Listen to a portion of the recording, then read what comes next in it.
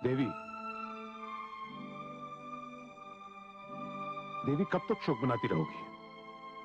पुत्री विदा हो गई, अब वो दुखी हो या सुखी हो, इससे हमें क्या लेना देना?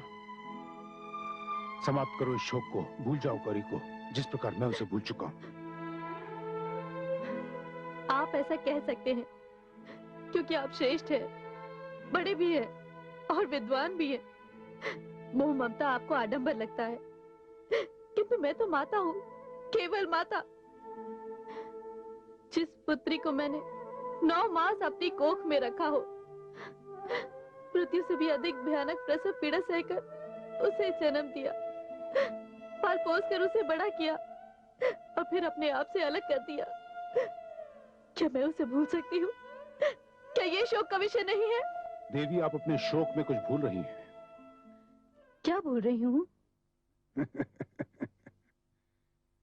देवी, आप ये भूल रही हैं कि मैंने अपनी आयु की 60वीं सीढ़ी पर पग धर दी है और इस अवसर पर मेरी पुत्रियों ने, मेरे संबंधियों ने, मेरे शुभचिंतकों ने मुझे षष्ठी पूर्ति समारोह करने का सुझाव दिया है, जिसे मैंने स्वीकार कर लिया है। अब मैं एक ऐसा समारोह करना चाहता हूं जो मुझे दक्ष प्रजापति को गरिमा और गौरव के शिखर पर बिठा दे, और जो भी इस समारोह में सम्मिलित हो वो उसे कभी नहीं भुला पाए। ये तो बहुत अच्छी बात है।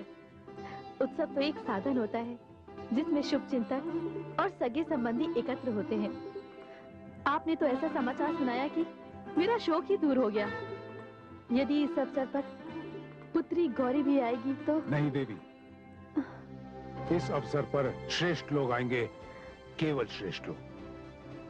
जो दक्ष प्रजापति की मान्यता के मापदंड पर खरे उतरेंगे वही श्रेष्ठ लोग। अब यदि आप शोक के सागर में डूब जाना चाहती हैं तो डूब जाइए। अपनी षष्ठी पूर्ति समारोह में मैं शिव को कदापि आमंत्रित नहीं करूंगा।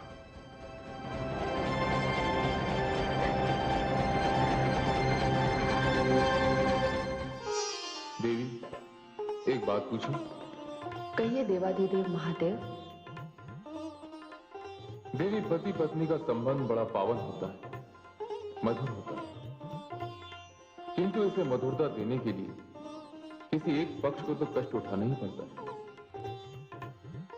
आप किस पक्ष की बात कर रहे हैं महादेव? देवी, मैं आपके माता पिता की बात कर रहा हूं। माता जो जननी होती है, पिता जो पालक होता है, ये दोनों मिलकर बड़े स्नेह से, बड़े प्रेम से अपनी संतान का लालन पालन करते हैं, उसे बड़ा करते हैं।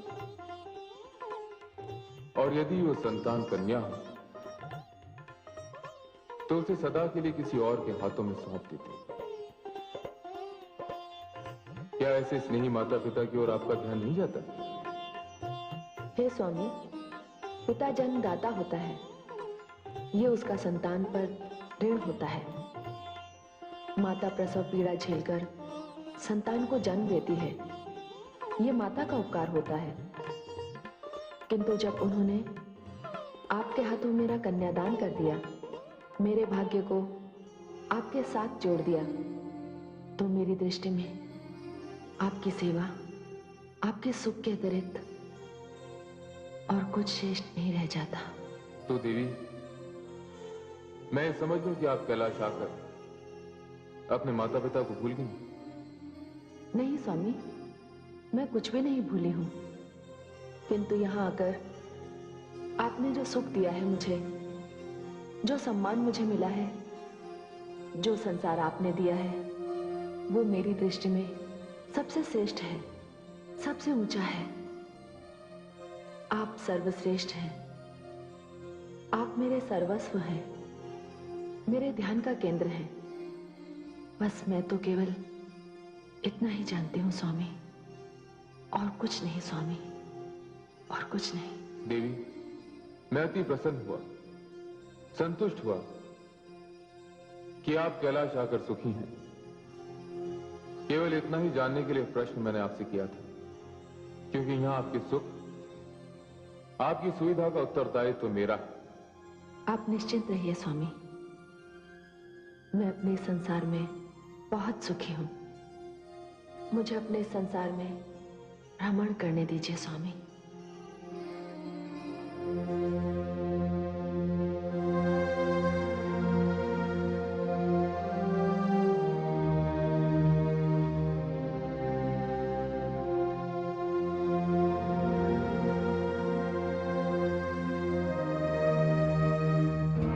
नारायण नारायण। अरे आप?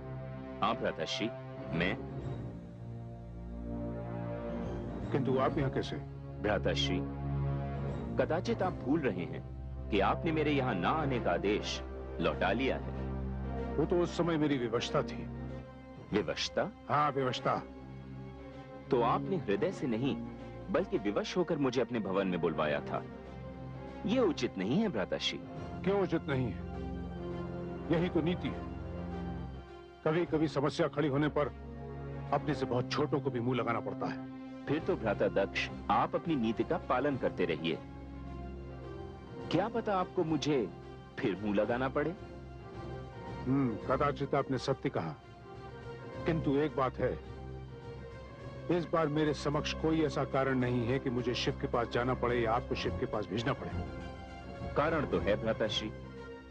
सुना है आप अपना षष्ठी पूर्ति समारोह बड़ी धूमधाम से मना रहे हैं। हाँ, किंतु शिव को बुलाकर मैं इस धूमधाम पर कालिख नहीं लगाना चाहता। सत्य ही कहा है भ्राताश्री, विनाश काले विपरीत बुद्धि। नारायण नारायण।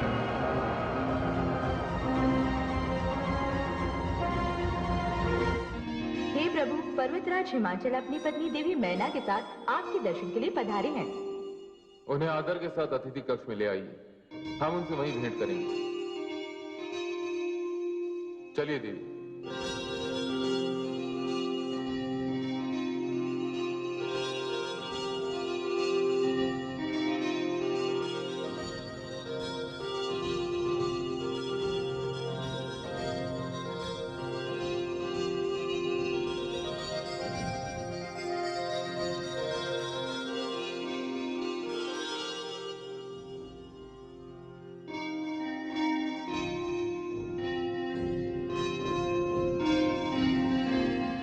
देवाधिदेव महादेव तथा मां शक्ति को हम दोनों का प्रणाम। देवाधिदेव महादेव, उद्यान से कुछ फल लेकर आया हूं, इन्हें स्वीकार कर हमें कृतार्थ करें।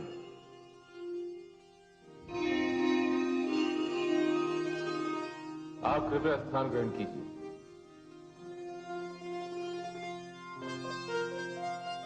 देवी सती, ये हिमाचल राज है, हम इन्हीं की सीमा में तो निवास करते हैं। ये आपने क्या कह दिया प्रभु? आप तो राजाओं के राजा, सम्राटों के सम्राट, देवों के देव, देवाधिदेव महादेव हैं।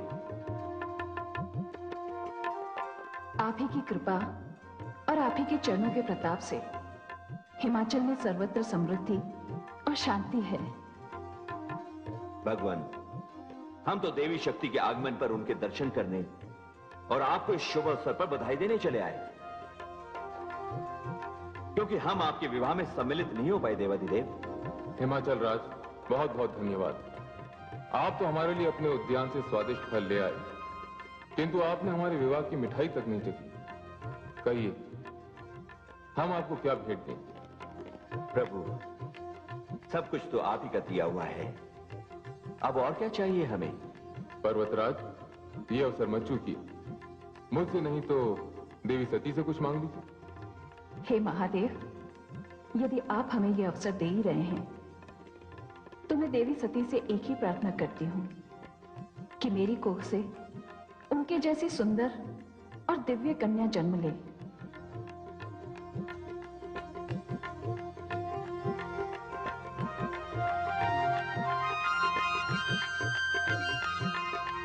देवी, मैं आपकी ओर से इन्हें तथास्तु कह देता हूं।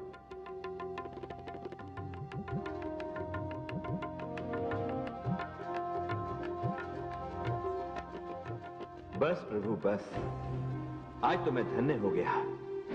आज तो आपने संतान से भी हमारी झोली भर दी प्रभु। मैं जब जब यहां आया हूं, यहां से अपनी झोली भर के ही वापस लौटा हूं। महादेव शिव की जय, महादेवी शक्ति की जय। प्रभु, अब हमें जाने की आज्ञा दें।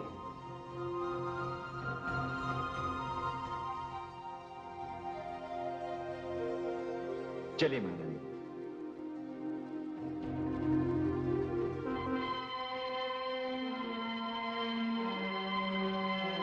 स्वामी, ये आपने उन्हें मेरी ओर से कैसा वरदान दे दिया? कैसा वरदान?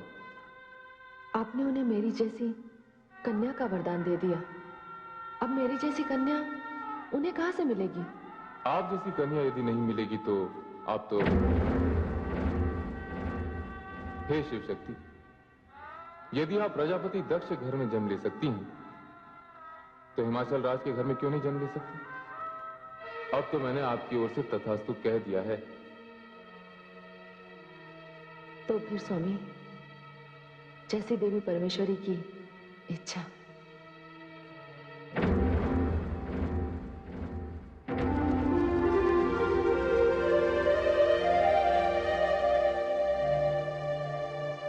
निमंत्रण भेजने का कार्य सुचारू रूप से चल रहा है ना?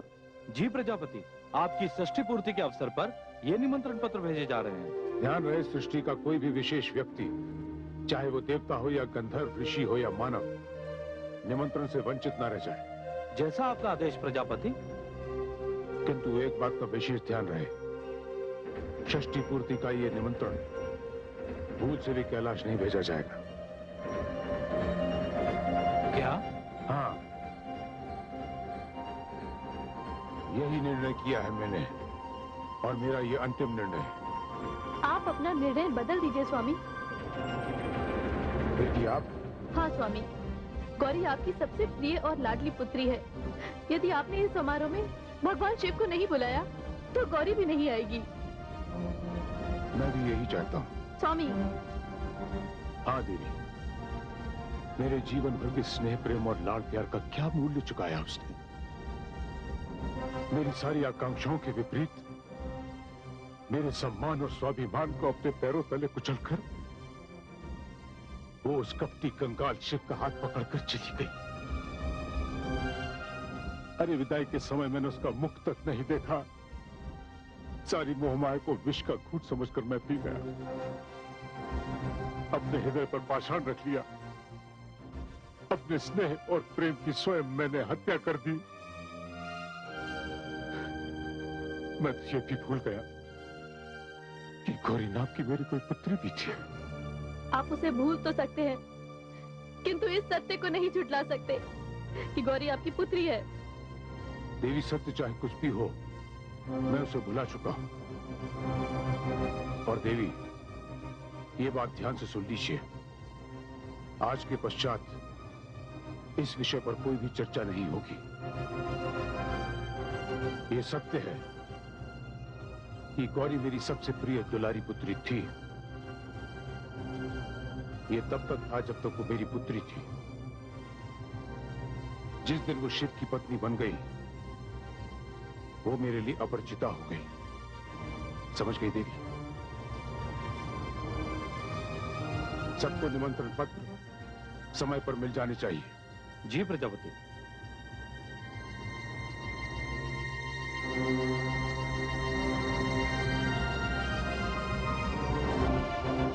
अब आपको कैसे समझाऊं कि दिन में आंखें बंद कर लेने से रात्रि नहीं हो जाती।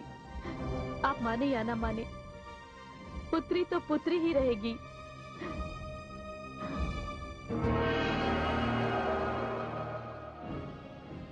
हे परमेश्वरी, ये कैसी घटना घटने जा रही है? क्या प्रजापति दक्ष क्रोध और अहंकार में अंधा होकर संबंध और नातों की परिभाषा भी भूल गया? हे मां शक्ति, ये दक्ष किस प्रकार का पिता है जो अपनी पुत्री से केवल इसलिए घृणा करता है क्योंकि वो भोलेनाथ की पत्नी है? हे देवी परमेश्वरी, ये कैसा विद्वान व्यक्ति है जिसके विचार इतने तुच्छ हैं? कभी कभी मेरी इच्छा होती है कि ऐसे अहंकारी असभ्य व्यक्ति से मैं अपनी दिव्य विद्या और बुद्धि सब छीन लूं। हे महादेवियों, शांत हो जाओ। आप सब जानते हैं कि गौरी का जन्म किस उद्देश्य से हुआ है। गौरी संसार को यही तो बताना चाहती है कि नारी क्या है, संसार में उसका स्थान क्या है, उसका धर्म क्या है, उसका कर्तव्य क्या है। और अब वो समय आ रहा है कि जब संसार को ये ज्ञात हो जाएगा कि सृष्टि में संबंधों का मूल क्या है, भावनाओं का आदर क्या है, और एक पत्नी की दृष्टि में पति का सम्मान क्या है। और ये कार्य गौरी को इस प्रकार करना है कि इसके पश्चात संसार में संबंधों को चुनौती देने वाले देखते ही रह जाएंगे।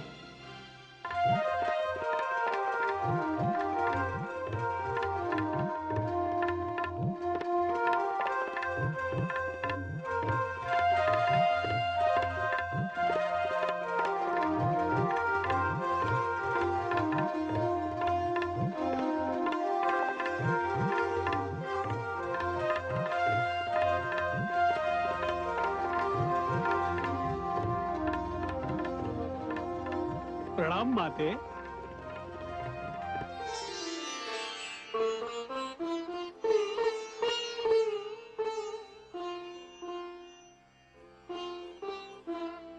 प्रणाम।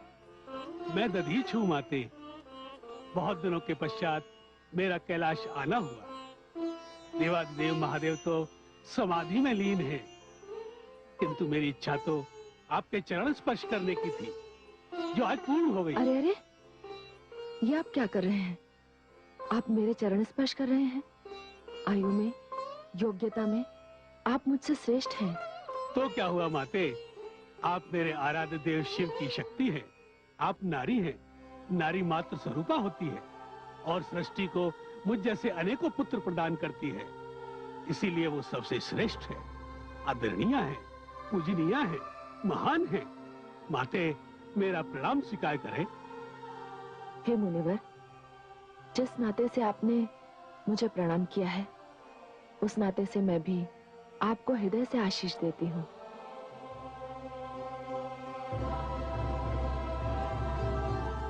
आज आपकी श्रद्धा देखकर एक नवीन विचार मेरे मन में आया है कि पूजनीय श्रेष्ठ की पत्नी बनना भी कितना सौभाग्यशाली होता है। देवाधिदेव महादेव वो तो महान है ही, उनकी पत्नी का स्थान पाकर मुझे भी कितना सम्मान मिल रहा है। कदाचित इसीलिए हर कन्या श्रेष्ठ वर की प्राप्ति के लिए प्रार्थना करती है। माते, देवादिदेव तो समाधि में है और आप परिस्थिति से अनजान हैं। आप अपने पिताश्री प्रजापति दक्ष के यहाँ कब जाएंगी? अपने पिताश्री के यहाँ मैं तभी जाऊंगी जब मेरे पति मुझे आज्ञा देंगे। क्या माते, अभी तक आपके पिताश्री का निमंत्रण पत्र आपको नहीं मिला? कैसा निमंत्रण पत्र मुनिवर? उनकी षष्ठ पूर्ति का निमंत्रण पत्र। वे आज 60 वर्ष के हो गए हैं। उन्होंने इस अवसर पर एक महायज्ञ का आयोजन किया है, जिसमें उन्होंने सृष्टि के सभी श्रेष्ठ देवों को आमंत्रित किया है। माते, आप तो उनकी पुत्री हैं और देवादिदेव उनके जामाता। मुनिवर दादी जी, मुझे तो अब तक ऐसा कोई निमंत्रण पत्र प्राप्त नहीं हुआ। वैसे ये मेरे लिए हर्ष की बात है कि पिताश्री 60 वर्ष के हो गए, वे स्वस्थ हैं, सकुशल हैं और इस अवसर पर एक महायज्ञ का आयोजन कर रहे हैं।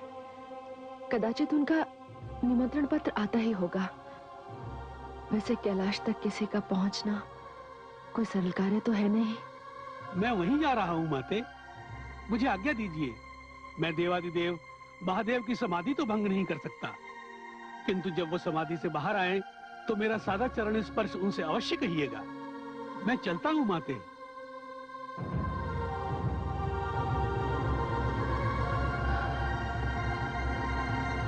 हे मुनिवर,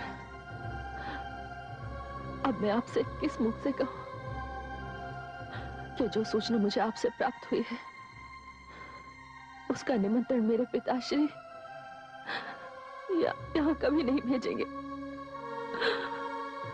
कभी नहीं भेजेंगे।